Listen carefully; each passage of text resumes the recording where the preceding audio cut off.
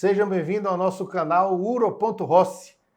E nós vamos começar hoje com o nosso primeiro tutorial falando de uma das patologias urológicas mais comuns no homem a partir dos 40, 45 anos de idade, que é a hiperplasia prostática benigna, termo abreviado pelas letras HPB. Só para vocês entenderem como é que a coisa funciona, eu preciso dar para vocês uma noção da anatomia da próstata e da pelve masculina.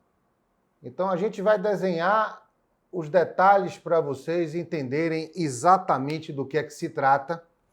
E aqui eu acabei de desenhar para vocês a bexiga. Aqui está a próstata. E aqui a gente vai desenhar a uretra. Então o primeiro ponto de conhecimento que eu acho importante para todos os pacientes é entender que a uretra, ela passa por dentro da próstata, ela não passa por lado, não passa por cima, não passa por baixo, é exatamente por dentro. Então, se vocês imaginarem que a próstata é um órgão que tem a tendência de crescer com a idade, a partir dos 40 anos de idade, você vai imaginar que esse tubinho que passa por dentro da próstata, ele provavelmente vai ser um pouquinho apertado por esse crescimento. E é esse estreitamento do canal que vai iniciar toda a sintomatologia específica e típica do paciente com hiperplasia prostática. Então vamos dar continuidade aqui. A gente sabe que para a bexiga se esvaziar, ela precisa de uma pressão externa. A bexiga é como se fosse uma bola de músculo que ela se contrai na hora que ela está cheia, né? A gente fica sabendo que ela está cheia porque existem sensores de pressão em toda a parede da bexiga. Então, quando esses sensores disparam, está na hora da musculatura da bexiga se contrair e o músculo que fica logo após a próstata, chamado esfíncter externo, ele deve se abrir para que, ao contrair a bexiga, a urina flua com facilidade pela uretra, passando pelo músculo. Então, se você perguntar para mim, Dr. Rossi, é esse o músculo que segura a urina para que a gente não fique incontinente? Exatamente. Em outra oportunidade a gente vai falar um pouquinho mais dele, mas aqui eu espero que vocês tenham entendido o mecanismo básico de como é que a coisa funciona. E essa próstata, ela tem uma tendência de crescer de 3 formas.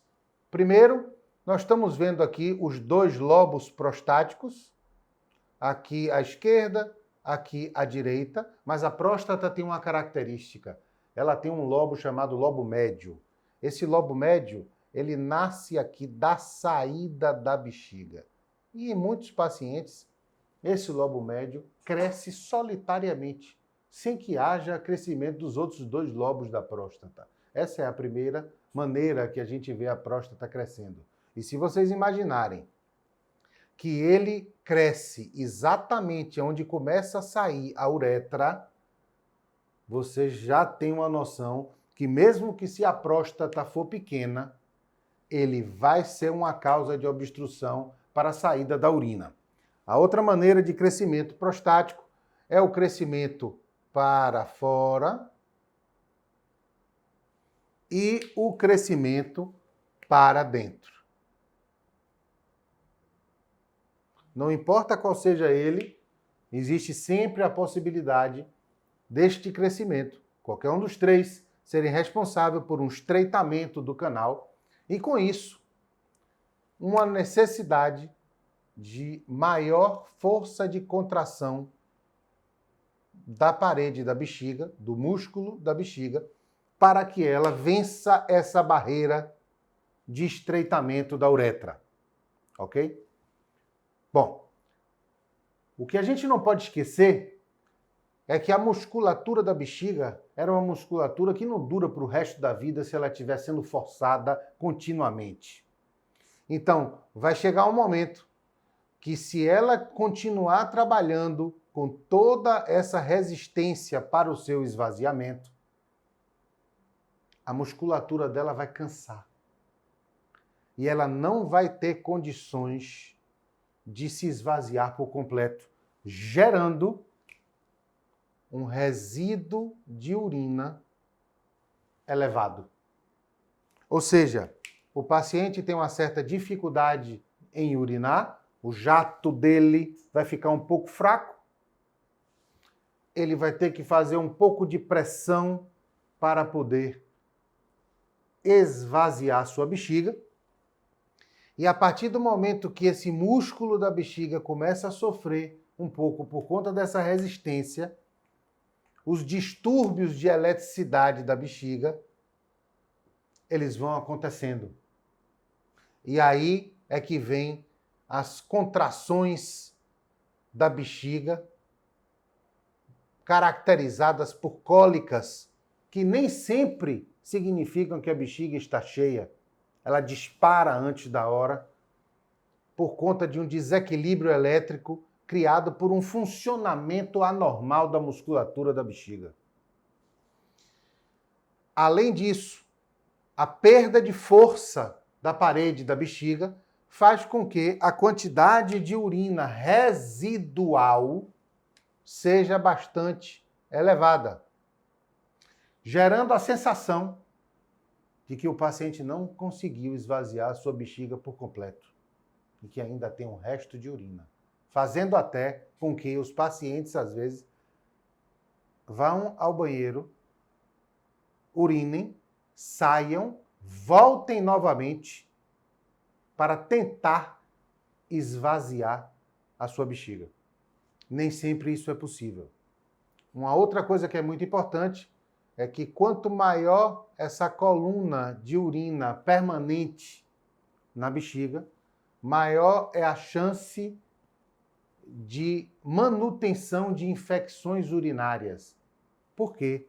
Já que a bexiga nunca consegue se esvaziar por completo, caso uma bactériazinha entre aqui e comece a se colonizar, dificilmente, pelo esvaziamento incompleto, a gente vai conseguir limpar essa bexiga dessas bactérias, porque elas vão estar sempre presas à parede, sempre sobrenadantes na urina residual, e isso nunca vai sair, nunca vai ser lavado da bexiga.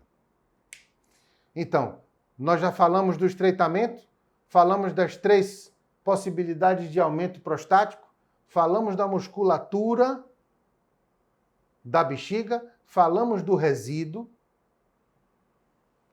E agora a gente vem para a parte onde é necessário que algo seja feito para que esse sistema não sofra, que é o tratamento, seja ele medicamentoso, seja ele cirúrgico.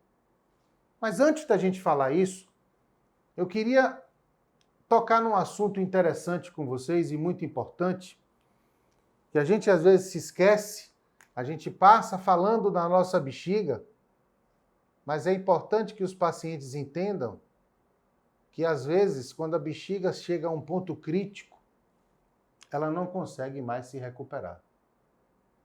A musculatura não volta ao normal. Ela continua flácida, sem força, desequilibrada eletricamente, e a micção do paciente vai ficar cada vez mais complicada. É por isso que eu chamo bem a atenção aos nossos pacientes. Não deixem de refletir no momento correto de serem submetidos a um tratamento, seja ele qual for, mas para que haja uma preservação disso para o futuro. Afinal de contas, nós esperamos que nós continuemos com esse sistema funcionante até o último dia de nossas vidas.